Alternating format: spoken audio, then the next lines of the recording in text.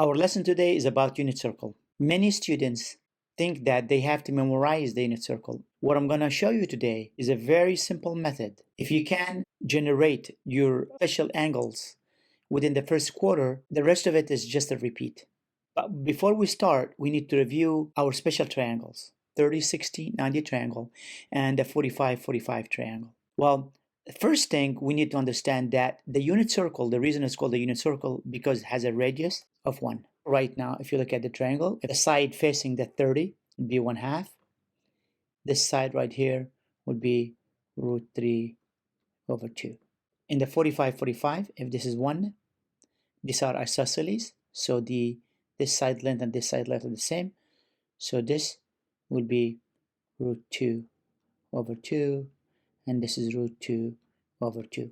I do have a detailed lesson how to create 30, 60, 90 triangles and the 45, 45 triangles, so you can check that out. Now, in the unit circle, the adjacent side of the angle, so this is our angle right here,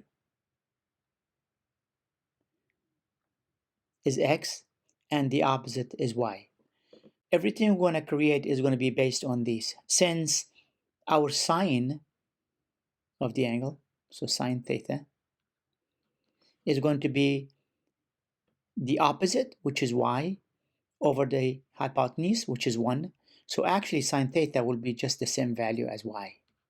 The cosine of the angle, cosine theta, is going to equal to the adjacent over the hypotenuse, which is x over 1, which is just x.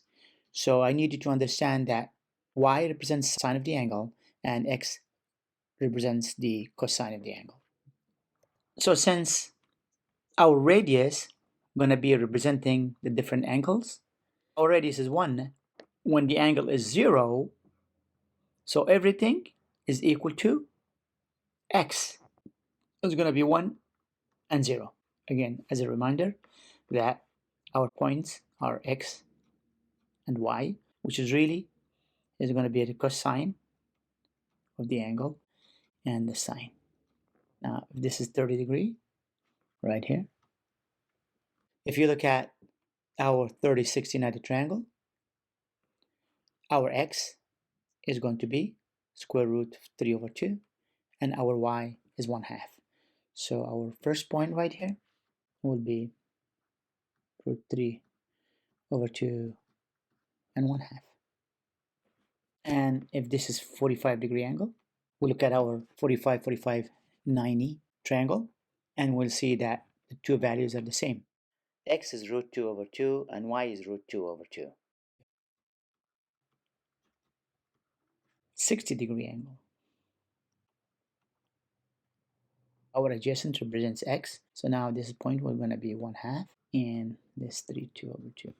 Now our radius will be the full length of the y-axis. X is gone, it's 0, and y is 1.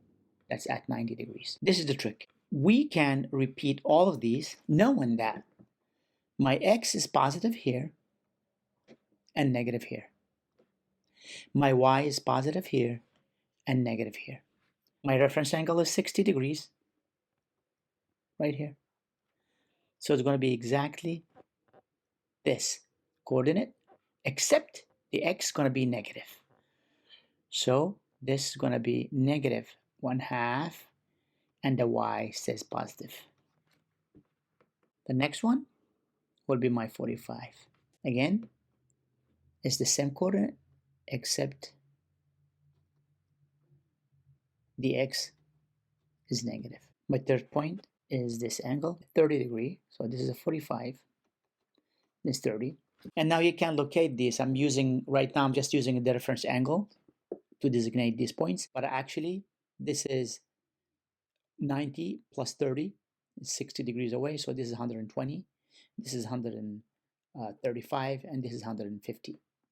At 180 degrees, the coordinate will be -1 and 0, and at 270 degrees, it is going to be 0 and -1.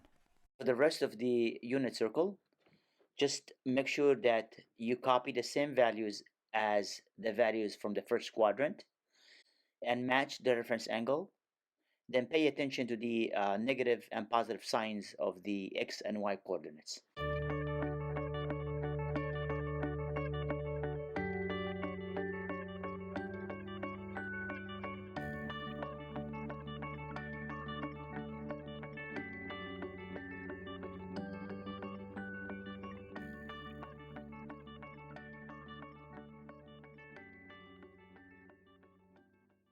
As you see, I derived everything just from the first quarter.